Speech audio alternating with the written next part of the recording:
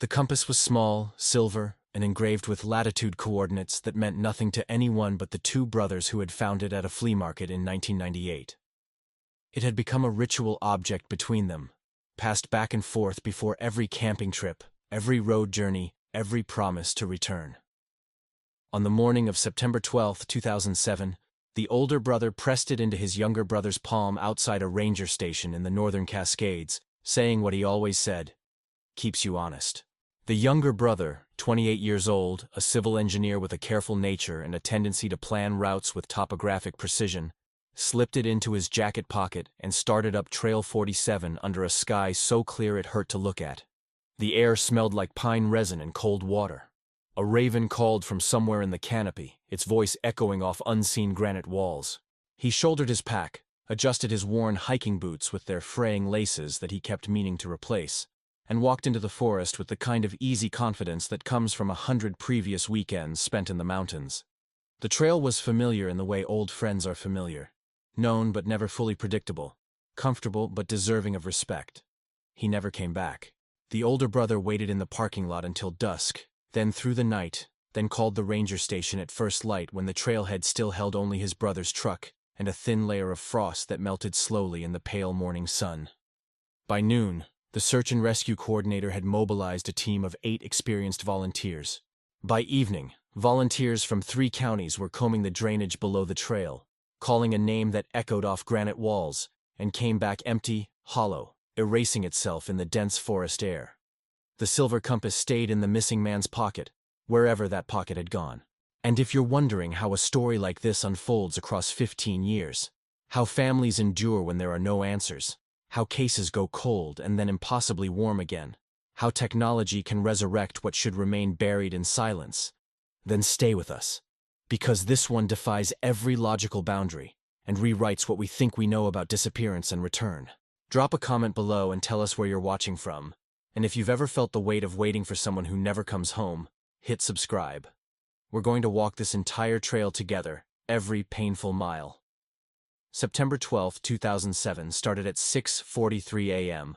Precisely, because the younger brother was the kind of person who noted exact times in his daily planner, who arrived 5 minutes early to every appointment, who approached life with an engineer's appreciation for structure and predictability. He had planned a solo day hike, a 16-mile loop that would take him up through old-growth forest, across a ridgeline with panoramic views of distant peaks that stretched into Canada on clear days, and back down through a series of alpine meadows that turned gold in autumn and smelled like sun-warmed grass and wildflowers. He signed the trailhead register with his name, his vehicle license plate number, and an estimated return time of 5 p.m. His handwriting was neat, engineer precise, each letter formed with care. The ranger who later reviewed the logbook would remember that detail. The careful way he dotted his I's and crossed his T's, as if neatness could ward off chaos. As if attention to small details could protect against the larger forces that sometimes swallow people whole. He carried a day pack with standard supplies carefully chosen and weight optimized. A portable water filter with a ceramic element, a comprehensive first aid kit that included blister treatment and emergency sutures, protein-rich energy bars, a lightweight emergency bivy sack in bright orange, a headlamp with fresh batteries and a backup set, and his phone, a basic flip model that had served him reliably for 3 years, fully charged that morning but with no signal capability above 3,000 feet, a limitation he knew well from previous trips. The weather forecast called for sunny skies and a high of 62 degrees, with light winds from the northwest at 5 to 10 miles per hour. There were no weather warnings, no trail closure advisories, no alerts of any kind. No reason to think the day would end anywhere but back at the trailhead. Boots dusty, legs pleasantly tired, heart full of the quiet satisfaction that comes from a day well spent in wild places. He passed 2 other hikers going the opposite direction around mile 4, where the trail narrowed and ran alongside a small creek that sang over smooth stones. They exchanged nods and brief trail condition updates. Nothing remarkable, just the small courtesies that hikers offer each other in passing. The trail was dry despite recent rains, the footing good and stable, the views beginning to open up as the forest thinned and gave way to exposed rock and low alpine vegetation. Those 2 hikers would later describe him as calm, unhurried, wearing a blue fleece jacket that looked well used and comfortable, and a faded green cap with a logo they couldn't quite recall. They noticed nothing unusual about his demeanor, no signs of distress or confusion, no indication that he was anything other than an experienced hiker enjoying a perfect autumn day. One of them remembered he had smiled when he stepped aside to let them pass on a narrow section of trail, a small courtesy that felt utterly insignificant at the time, but became weighted with meaning in retrospect, when every detail becomes evidence, every remembered moment a clue. After that encounter around 10:15 a.m., the trail record goes silent. No one else reported seeing him. No other hikers came forward to say they had passed someone matching his description. Somewhere between mile 4 and mile 9, where the trail climbed steeply toward the ridgeline and the forest opened to reveal vast stretches of mountainous terrain, the story fractures.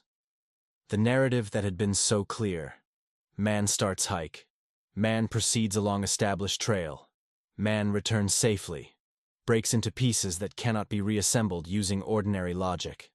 When the older brother called the ranger station at 7:15 a.m., on September 13th, 14 hours after his brother should have returned, the dispatcher heard something in his voice that moved the call immediately from routine inquiry to urgent response. He had already driven back to the trailhead twice during the night, searching the parking lot with a flashlight, checking and rechecking the truck that sat alone under the stars. Its doors locked, its interior revealing nothing unusual. The ranger station activated a hasty team, 4 experienced searchers who moved fast and light, covering the most probable routes first with efficiency born from years of experience. By midday on September 13th, the operation had expanded dramatically to include a helicopter with thermal imaging capability that could detect body heat from hundreds of feet above, 3 highly trained dog teams specializing in wilderness tracking, and 40 volunteers organized into methodical grid search units that combed every square meter of terrain with careful attention. They found nothing on the trail itself. No signs of struggle or violence, no disturbed vegetation that might indicate someone had left the established path, no blood, no torn fabric caught on branches, no footprints leading away from the maintained route. At mile 7, near a rocky outcrop that jutted from the hillside like a broken tooth, a dog handler reported that her experienced German shepherd had caught a scent, tracked it intensely for perhaps 50 yards, then lost it abruptly and completely, as if the trail had simply ended in midair. The handler, a woman with 15 years of search and rescue experience who had found dozens of lost hikers, described it as anomalous, a term that would haunt the case file for years, appearing in report after report, never adequately explained. The search continued with desperate intensity for 9 full days. Professional divers in dry suits checked the cold mountain lakes and fast-moving streams within a 2-mile radius of the trail, probing dark water with poles and underwater cameras. Technical climbers rappelled down cliff faces looking for ledges or narrow crevices where a body might have fallen and become wedged, invisible from above. Volunteers walked shoulder to shoulder through dense undergrowth, calling his name, listening for responses, searching for any trace: a dropped water bottle, a piece of torn clothing, a disturbed campsite, anything that might explain what had happened. The older brother barely slept, operating on adrenaline and desperation, staffing the command post that had been established in the ranger station parking lot, studying topographic maps until his eyes burned and the contour lines blurred together, walking sections of trail over and over as if repetition could summon his brother back into existence, as if sheer will could reverse whatever had occurred. On day 5, a hiker reported finding a blue fleece jacket snagged on a branch approximately 3 miles off the main trail, in difficult terrain that required bushwhacking through thick vegetation. Hope surged through the search teams like an electrical current, volunteers moving with renewed energy toward the location. But when the jacket was examined, it belonged to someone else entirely, a different brand, a different size, left behind months or even years earlier by a careless camper who had never been reported missing. The false lead crushed morale in ways that extended beyond simple disappointment. It represented the cruelty of hope, the way the mind desperately constructs narratives from insufficient evidence. By day 9, as autumn rains began to fall and visibility decreased, the official search scaled back to a limited, weekend-only effort. Resources were finite. Other emergencies demanded attention.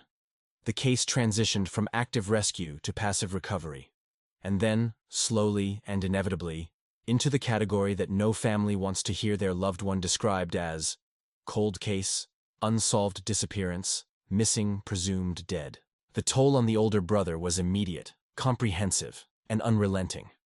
He took a leave of absence from his job as a high school history teacher, unable to stand in front of a classroom and discuss the causes of the Civil War or the significance of the Industrial Revolution, when his own world had fractured so completely that ordinary life felt like a betrayal. His modest apartment became a command center that gradually consumed all available space. Walls covered with topographic maps marked with search grids and different colored markers. Boxes of flyers with his brother's photograph and physical description. 3-ring binders full of witness statements and search logs and meteorological reports from the day of the disappearance. He learned an entirely new language, the vocabulary of missing persons cases. NCIC databases where law enforcement agencies share information. NamUs entries that catalog the unidentified and the missing. CODIS profiles that store DNA information. The subtle but critical difference between endangered missing and voluntary missing, and how investigators parse those categories with a clinical coldness that felt like cruelty when applied to someone you loved. He created a website using basic templates and taught himself rudimentary HTML, posting updates, organizing volunteer searches every few months when weather permitted, keeping his brother's face in public view because he had read that cases are most likely to be solved when they remain visible, when someone somewhere might see a photograph and remember something useful.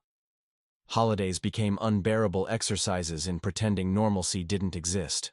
Thanksgiving 2007 passed in silence, the family gathering around a table that held an empty chair no one could bear to remove or sit in. Christmas felt like a betrayal of hope. How could they celebrate when he was out there somewhere, alive or dead, lost or waiting? The 1-year anniversary brought fresh media attention. A brief flurry of tips phoned in to the dedicated hotline he had established. Leads that went nowhere. Sightings that proved mistaken. And then the silence returned, deeper and more oppressive than before. Family dynamics fractured in slow motion, relationships strained by grief that had no outlet and no resolution. Their mother, a retired librarian with a flower garden she had tended for 30 years with meticulous care, stopped planting annuals because she could not bear the idea of seasons passing, of time moving forward when her son existed in a permanent present tense somewhere beyond her reach. She left his room untouched, his engineering textbooks still stacked on the desk in the order he had left them, his running shoes by the door waiting for feet that would never fill them, his coffee mug in the kitchen cabinet exactly where he always kept it. Their father, a mechanic who had always solved problems with his hands and his practical knowledge of how machines work, withdrew into his garage, dismantling and rebuilding engines as if he could reverse engineer his way back to a world that made sense. As if understanding carburetors and timing belts could help him understand how a person simply vanishes. The older brother oscillated between frantic activity, driving to the mountains every weekend regardless of weather, printing new flyers with updated contact information, calling detectives to ask if there were any developments even though he knew they would call him if anything changed, and periods of complete paralysis when he couldn't get out of bed, couldn't eat, couldn't do anything but stare at the ceiling and replay that morning over and over, wondering if he could have said something different, done something different, insisted his brother not go alone. Grief therapists have a term for this particular variety of torment: ambiguous loss, the unique psychological torture of not knowing what happened, of being unable to grieve properly because there is no body, no funeral, no ritual of closure. It rewires the brain in ways that ordinary mourning does not, creating a state of perpetual suspension where hope and despair exist simultaneously, where every phone call might be the call, where every knock on the door might change everything. The older brother tried therapy, sitting in offices with kind professionals who nodded and took notes and said things like, "You need to allow yourself to feel," and "Grief has no timeline," and he wanted to scream that they didn't understand, that this wasn't grief. This was something else entirely. Something worse. Something that had no name and no cure. The procedural thread moved slowly, hampered by jurisdictional complexities that turned simple investigative steps into bureaucratic mazes. The trail crossed federal land managed by the National Park Service, state land overseen by the Forestry Department, and county property under local sheriff jurisdiction, which meant coordinating between 3 separate agencies with different protocols, different databases, different priorities. The lead detective, a soft-spoken woman named Keller with 20 years in missing persons work, and a small scar above her left eyebrow from a childhood bicycle accident that she sometimes touched when she was thinking hard, maintained the file even as other cases demanded attention. even as supervisors suggested gently that resources might be better allocated elsewhere. She submitted DNA samples collected from his toothbrush and hairbrush to CODIS, the national DNA database system that cross-references genetic profiles from unidentified remains found anywhere in the country, ensuring that if his body turned up in a different state, in a different jurisdiction, under different circumstances, the match would be automatic and immediate. She periodically re-interviewed the two hikers who had seen him on the trail, hoping that memory might yield new details with temporal distance, that something forgotten might surface with time, but their accounts remained frustratingly consistent and unhelpful. He had seemed fine, normal, unremarkable in every way. She reviewed cell phone records provided by his carrier, which showed his last ping to a tower at 9:47 a.m. on September 12th, placing him roughly at mile 6 based on the tower's location and signal strength. After that timestamp, nothing. The phone, a simple flip model with limited battery life and no GPS capability, had either died from battery depletion, been physically destroyed, or moved beyond the range of any cell tower. In the technological landscape of 2007, phones were not yet the omniscient tracking devices they would become within just a few years. They were communication tools, nothing more. And when they fell silent, they stayed silent. Years passed in a blur of diminishing hope, punctuated by moments of false resurgence.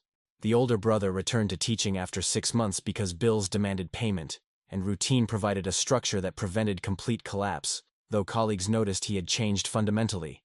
Quieter, more patient with struggling students, less interested in staff room gossip and departmental politics, more likely to stay late helping a kid who was falling behind. He married in 2010, a fellow teacher who understood his grief and said she could live with it, but the marriage dissolved within 2 years, unable to survive the weight of the absent brother who haunted every conversation, every decision, every moment of potential happiness. He attended a support group for families of the missing, where he met others navigating the same terrible limbo. Parents whose children had walked out one day and never returned. Spouses whose partners had vanished mid-errand. Siblings who understood the specific weight of an empty chair at every family gathering. The way holidays became minefields. The way you stopped being able to hear certain songs or smell certain foods without your chest constricting. These people became his anchors, the only ones who didn't tell him to move on or find closure. Words that felt like violence when you didn't know if your brother was dead or alive, suffering or at peace. In 2013, the original detective retired, handing the case file, now contained in 3 thick binders, to a younger investigator who reviewed everything with fresh eyes and found no new angles to pursue, no leads that hadn't been exhausted, no investigative avenues that hadn't been explored. In 2015, a hiker discovered skeletal remains 40 miles south of the original trail, in a canyon that required technical climbing to access, and for 3 weeks the older brother lived in a state of suspended horror, unable to work or sleep or function, waiting for DNA testing to either end the uncertainty or extend it. The remains belonged to someone else, a different missing person from a different decade, and he felt guilty for the relief that flooded through him. Guilty that someone else's family would now receive the terrible news he had been spared. In 2018, a documentarian contacted him about featuring the case in a streaming series on unsolved disappearances, and he agreed after careful consideration, hoping publicity might shake loose a witness or a memory or something that had been buried in someone's subconscious for 11 years. The episode aired, generated a brief surge of attention, and a few tips that investigation revealed to be mistaken or unhelpful, and then faded from collective attention. The older brother kept the website updated, though traffic had dwindled to almost nothing. Just him checking the visitor counter, watching the number barely change, a measure of how thoroughly the world had moved on while he remained fixed in September 2007. 15 years is a long time. Long enough for technology to evolve from flip phones to devices that track every step, every heartbeat, every digital exhale. Long enough for databases to expand exponentially, for cold case units to adopt sophisticated new software that could analyze patterns across millions of records. Long enough for investigative techniques that seemed like science fiction in 2007 to become standard procedure. In 2019, a research team at a major university partnered with several states to digitize old missing persons files, using optical character recognition technology and machine learning algorithms to identify patterns, clusters, and anomalies that human investigators might have missed when examining cases in isolation. The project cross-referenced tens of thousands of cases, looking for connections, similarities, bureaucratic gaps where people might have fallen through cracks in the system. In early 2022, the machine learning system flagged an irregularity buried in administrative records. A social security number associated with the missing man's identity had been used to apply for a state-issued identification card in a small town in eastern Oregon, a place called Huntley, population 987, in November 2011, 4 years after his disappearance. But when investigators followed up on this lead, digging through county records, they discovered the ID had never been actually issued. The application had been initiated but not completed, missing a required photograph and a secondary verification document like a birth certificate or utility bill. The incomplete transaction had sat in a digital backwater for 11 years. A fragment of data that meant nothing in isolation, invisible until the algorithm surfaced it and presented it as potentially significant. Detective Keller's successor, a methodical woman in her 30s with a background in digital forensics and a habit of drinking chamomile tea during late-night case file reviews, made a detailed note in the file and added it to a growing list of threads that might mean something or might mean nothing, the kind of tenuous connections that populate every cold case. She ran the address from the incomplete ID application through property records and found it belonged to a boarding house that had been demolished in 2016 to make way for a small commercial development. She contacted the county clerk's office in Huntley, which retained no institutional memory of the transaction beyond the digital fragment the algorithm had found. The clerk who would have processed the application had retired years ago and moved to Arizona. Dead end. But she kept the note in the file, highlighted it in yellow, because in cold cases you never discard information. Patterns sometimes emerge only when you hold seemingly unrelated facts side by side and wait patiently for them to speak to each other. Then, on the evening of March 8, 2022, 15 years and nearly 6 months after the disappearance, the older brother was sitting at his kitchen table, grading a stack of essays on the causes of the Civil War, written by his sophomore students, when his phone rang. He almost didn't answer. It was late, after 9 p.m. And unknown numbers usually meant spam calls or wrong numbers. But something made him look at the screen, and when he did, his breath stopped completely. The number displayed was not saved in his contacts, but he recognized it with the kind of instant, visceral certainty that transcends rational thought. It was his brother's phone number.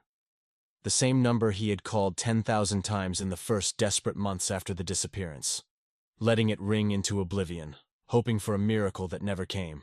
The number that had been disconnected in late 2007 when he finally canceled the service, unable to keep paying monthly bills for a line that led nowhere, that connected to nothing. The number that should not exist, that could not exist, that could not be calling him 15 years later from a device that had no battery, no signal, no reason to suddenly light up and reach across an impossible distance. His hand shook so violently he almost dropped the phone. Papers scattered off the table. His vision tunneled. He answered. The voice on the other end was uncertain, rough from disuse, damaged in some way he couldn't immediately identify, but unmistakably, undeniably familiar. It said his name, the older brother's name, as a question, as if testing whether memory could be trusted, whether reality would hold. And then it said, slowly, with long pauses between words, I don't know where I am. I don't know how I got here. But I found this phone in my jacket pocket, and your number was the only one I remembered. I think something is wrong with me. The older brother could not speak. His throat had closed completely. His lungs refused to function properly. His hands trembled so severely that he could barely hold the phone to his ear. He heard himself making sounds that were not words, gasps and sobs and noises that came from somewhere deep and primitive. Sounds he didn't know he could make. Somewhere in the chaos of his complete psychological collapse, he managed to force out the only question that mattered. Where are you? Tell me where you are. A cabin, somewhere in the mountains. I woke up here yesterday and there's no one else around. I don't remember most of it. There are gaps. Big gaps. What year is it? The older brother forced his mind to work, forced himself into a mode of practical action because falling apart could come later, after his brother was safe. He asked him to describe everything he could see. A small wooden structure, maybe 12 feet by 16 feet, no electricity that he could find. A wood stove with ash in it, Shelves with canned goods bearing labels and brand names he didn't fully recognize. A sleeping bag that smelled like mildew. A window looking out at peaks covered in snow. No road visible anywhere. No other buildings. No signs of civilization. The phone, his brother explained in a voice that sounded hollow and confused, had been in his jacket pocket when he woke up the previous morning, and when he opened it out of some instinct or habit he couldn't explain, the battery indicator showed a single bar of power remaining. He had no memory of charging it. No memory of how he got to the cabin. No clear memory of the past 15 years. The older brother told him to stay on the line, not to move, not to hang up under any circumstances, to keep talking no matter what. He conferenced in 911 using his phone's call waiting feature, giving the dispatcher the impossibly resurrected phone number and begging them to trace it, to triangulate it, to use every available tool to find the signal's origin before the battery died and the connection was lost forever. The dispatcher, to her immense credit, did not waste precious seconds questioning the insanity of the situation or demanding explanations. She immediately connected with the county sheriff, who patched in search and rescue, who activated a helicopter with thermal imaging capability that was used for nighttime searches, and could detect body heat signatures from hundreds of feet above the forest canopy. The phone signal, weak and intermittent, pinged to a cell tower southeast of the original Trail 47, in a remote drainage area that had been nominally searched in 2007 but not exhaustively. A region of old mining claims and abandoned Forest Service cabins, where recreational hikers rarely ventured because the terrain was difficult and the trails poorly maintained. The helicopter crew, working from the rough triangulation and the physical description of the terrain his brother had provided, found him 90 minutes later, standing outside a cabin that did not appear on any current Forest Service maps, waving his arms in the rotor wash and spotlight beam like a man signaling rescue from a desert island. He was thin, dramatically thin, having lost at least 30 pounds from a frame that hadn't been large to begin with, and deeply disoriented in ways that went beyond simple confusion. He wore the same blue fleece jacket he had disappeared in 15 years earlier, though it hung loose on his diminished frame and was stained and worn in ways that suggested years of continuous use. His beard was long and unkempt, streaked with gray that hadn't been there at age 28. His hair had gone mostly gray as well.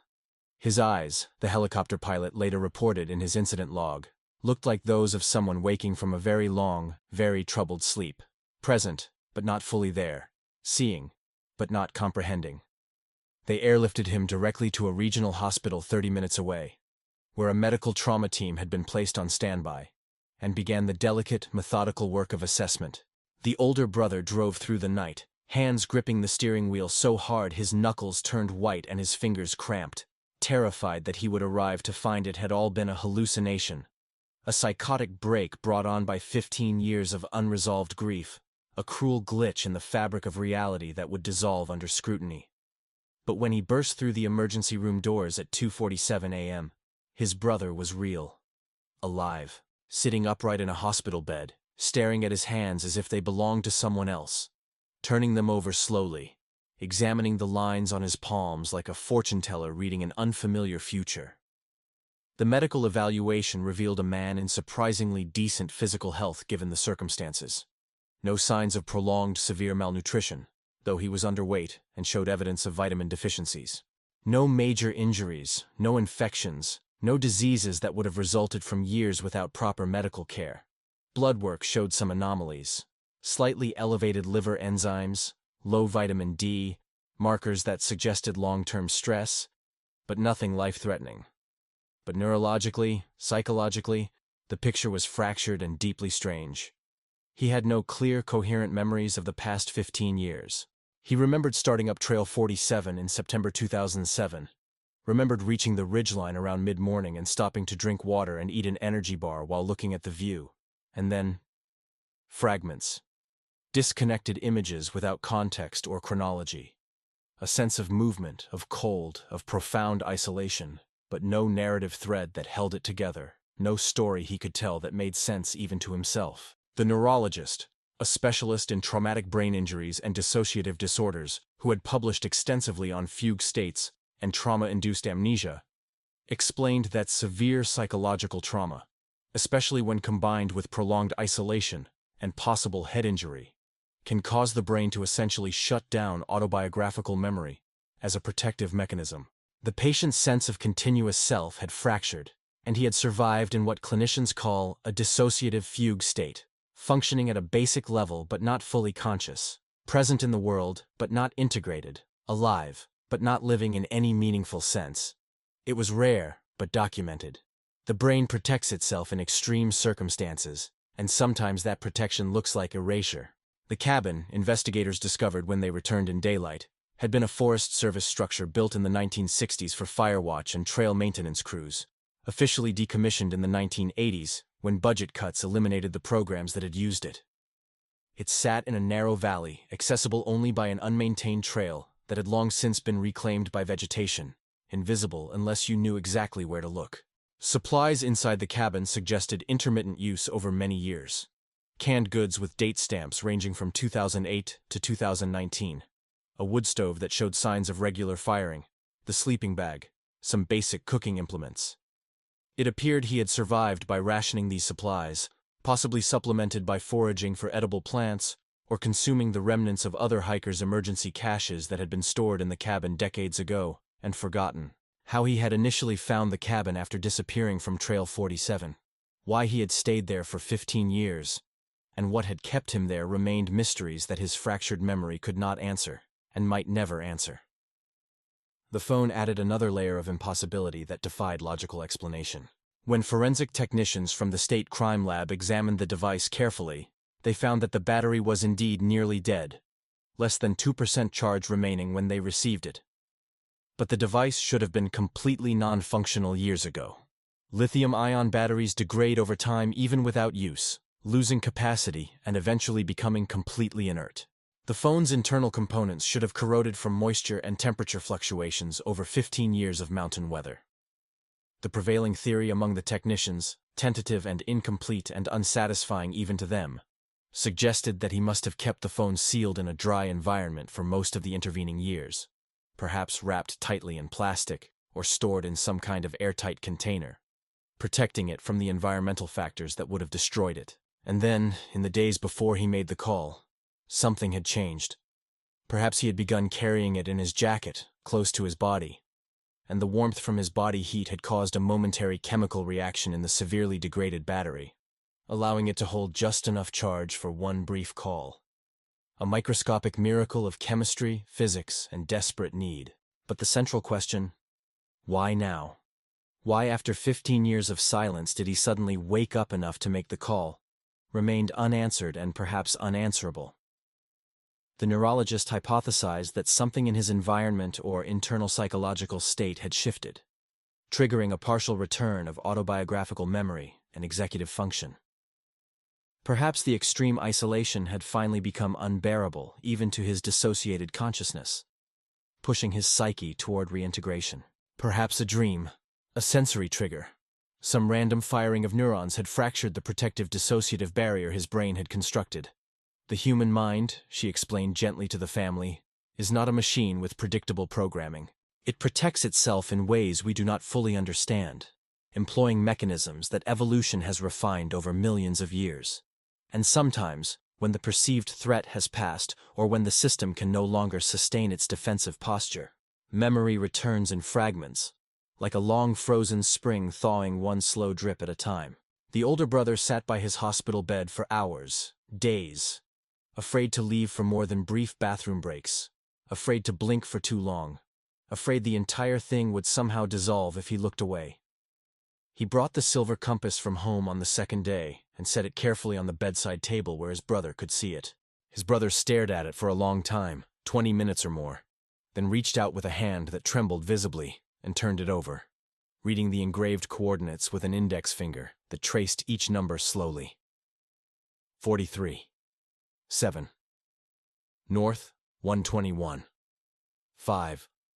West, he whispered, and tears began running down his face. The flea market, 1998. You said it would keep us honest. It was the first specific memory he accessed, without direct prompting. And the older brother watched his face as other fragments began to surface. Their mother's rose garden, and the way she hummed while pruning. Their father's garage, and the smell of motor oil. the trail register where he had signed his name, the raven calling from somewhere in the canopy that morning. Small things, disconnected but real, pieces of a self that had been scattered and was now slowly, painfully reassembling. Reintegration was not a straight line, but a complex maze with dead ends and backtracking and occasional moments of breakthrough. He spent 3 months in a specialized residential facility in Seattle that worked exclusively with severe trauma survivors, veterans with combat-related PTSD, trafficking victims, people who had experienced profound psychological fractures. He learned to navigate a world that had changed in ways both vast and subtle during his absence. Smartphones confused and overwhelmed him with their complexity. Social media felt like an alien language. The political landscape had shifted. Cultural references meant nothing to him. The simple fact that he was now 43 years old, that his younger self was effectively dead, that he had lost 15 years that he could never recover. It all required a kind of mourning that had no established rituals or social scripts. Therapy sessions, twice daily at first, explored the guilt, the shame, the confusion, the ways trauma splinters identity. Some memories returned gradually. Others remained locked behind walls his psyche had built for reasons even he could not fully articulate. He grieved for the lost years, for the person he might have been, for relationships that had continued without him, for a younger brother who had been born while he was gone, for friends who had married and divorced, for a world that had moved forward while he stayed frozen. The therapists helped him understand that his brain had made a choice, unconscious but purposeful, prioritizing survival over continuity, and that this choice, however devastating its consequences, had kept him alive. Legal and bureaucratic complications unfolded in slow, frustrating motion. He had to re-establish his identity through a complex process involving multiple government agencies. His driver's license had expired. His credit history had been frozen due to inactivity. His social security status required extensive documentation to update. He had to prove he was who he claimed to be, which required fingerprints and DNA verification and sworn statements from family members. The incomplete ID application from 2011 in Huntley, Oregon, provided tentative evidence that at some point during the fugue state, he had attempted to re-enter society. But the attempt had failed for reasons he could not remember, and he had retreated back into isolation. Investigators could not determine whether this had been a conscious, deliberate choice, or another manifestation of his fractured mental state, his damaged psyche unable to navigate the complexity of social reintegration. The media inevitably and voraciously found the story. Man missing 15 years calls, brother from dead phone, became a headline that circulated through news cycles globally, translated into dozens of languages, generating millions of clicks and views and shares. Podcasters devoted entire episodes to analyzing the case. Television psychologists offered theories during morning talk shows. The older brother had to navigate the strange, uncomfortable experience of his most private agony becoming public entertainment. His suffering transformed into content for people eating breakfast and commuting to work. He declined most interview requests, fiercely protecting his brother's fragile reintegration process. But he did agree, after careful consideration and consultation with the treatment team, to one carefully controlled sit-down interview with a journalist who specialized in empathetic, responsible coverage of trauma survivors. The resulting article, published 6 months after the reunion, focused not on sensational details, but on the quiet, incremental work of rebuilding. The small victories of remembering a favorite food, of laughing at a joke, of walking down a city street without panic attacks, of slowly, tentatively rejoining the world of the living. The relationship between the brothers had to be rebuilt as well, reconstructed from fragments and memories and the foundation of their shared childhood. They were not the same people who had stood outside a ranger station in September 2007. 15 years had aged the older brother in visible, undeniable ways. Gray threading through his beard, deep lines around his eyes, a weariness that had settled permanently into his posture and the way he held his shoulders. The younger brother, paradoxically, seemed frozen in some ways and accelerated in others. A man physiologically aged 15 years but psychologically displaced, out of time, trying to find footing in a present that felt both familiar and utterly foreign. They went hiking together, carefully, on easy, well-maintained trails close to populated areas, and the older brother watched his brother stop frequently to stare at trees, at birds, at the quality of light filtering through leaves, as if seeing them for the first time. or remembering them from a dream. The silver compass changed hands again in a quiet moment, the ritual restored. And when they reached a modest viewpoint overlooking a valley, they stood in silence for a long time, honoring everything that could not be said, all the words that did not exist for what they had experienced. Their mother planted flowers again that spring, choosing perennials this time, plants that would return year after year, that would survive winter and come back stronger, that promised continuity and resilience. Their father invited his son into the garage and taught him, patiently, with infinite gentleness, how engines had changed in 15 years, how fuel injection systems worked now, how hybrid technology functioned, how the mechanical world had evolved. These small acts of re-entry, of carefully weaving a lost thread back into the family fabric, became the real work of healing. There would be no perfect closure, no moment when everything made complete sense, no explanation that satisfied every question. But there was presence and proximity and the genuine possibility of building something new from the ruins of what had been lost. The investigation into exactly what had happened during those 15 years continued, but slowly, without urgency, with the understanding that some answers might never come, and that pushing too hard might damage the fragile recovery underway. Detective Keller's successor maintained regular contact, not pushing but remaining available, should memory yield new details. She arranged for periodic neurological evaluations, hoping that as his brain continued to heal, more narrative coherence might emerge. In late 2023, almost 2 years after his return, he recalled more details about a fall early in his disappearance, possibly within hours or days of leaving Trail 47. He remembered stumbling on loose rocks, remembered his head striking something hard, remembered waking up confused and profoundly disoriented, unable to remember exactly where he had been going or why. He remembered wandering, driven by instinct more than thought, and eventually finding the cabin.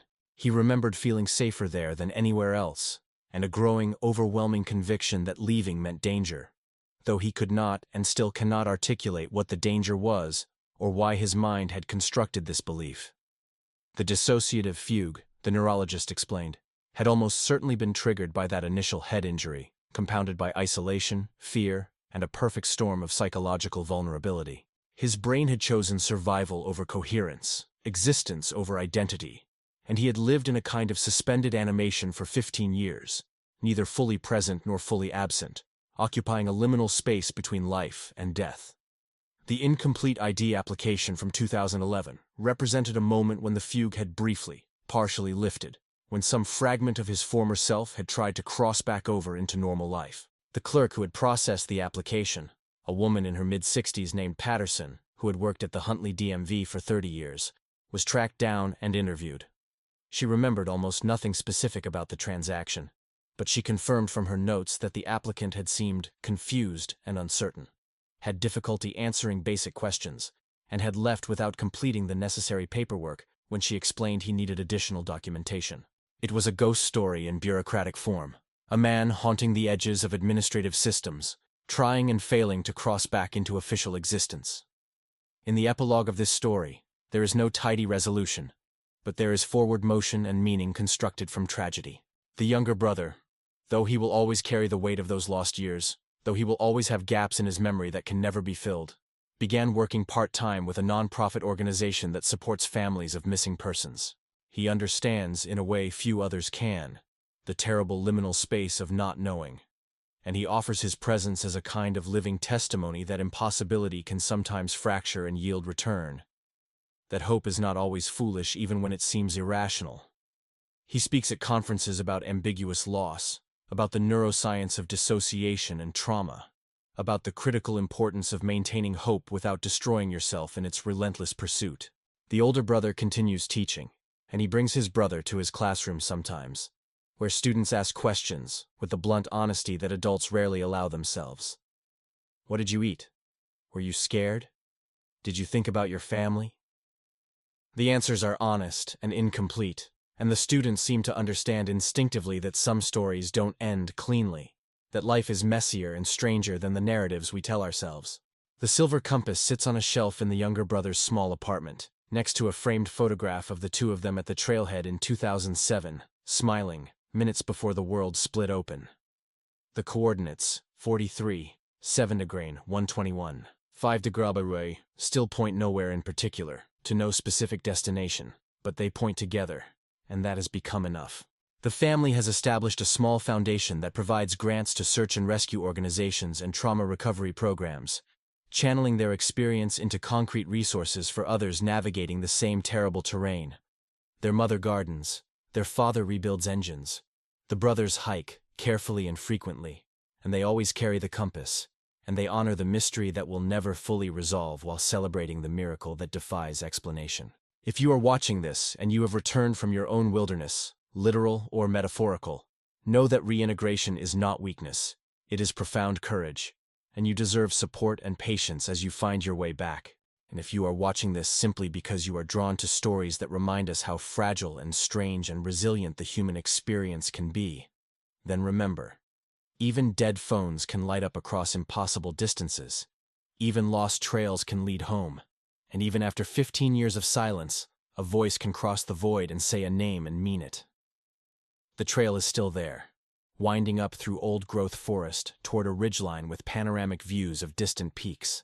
Hikers still sign the register at the trailhead each morning, still shoulder their packs and adjust their boots, still carry their phones and their careful plans, still believe, as they should, that they will return by evening with stories to tell and photographs to share. Most of them do. The vast majority come home tired and satisfied, their adventure nothing more than a pleasant memory. But the story of the one who didn't, and then, impossibly, miraculously, incomprehensibly did, remains a permanent reminder that the mountains hold mysteries we will never fully map, that the human capacity to endure, to fracture, to survive, and to rebuild is deeper and stranger and more resilient than any algorithm can predict or any logic can explain. The silver compass still exists, passed between brothers who understand now that coordinates are less important than connection, that true north is not a direction, but a choice to keep showing up for each other despite everything. The trail continues. The search never really ends. And somewhere between loss and return, between disappearance and resurrection, between the impossible and the undeniable, we find the stories that remind us what it means to be human. Where are you watching from? And what does home mean to you after a story like this?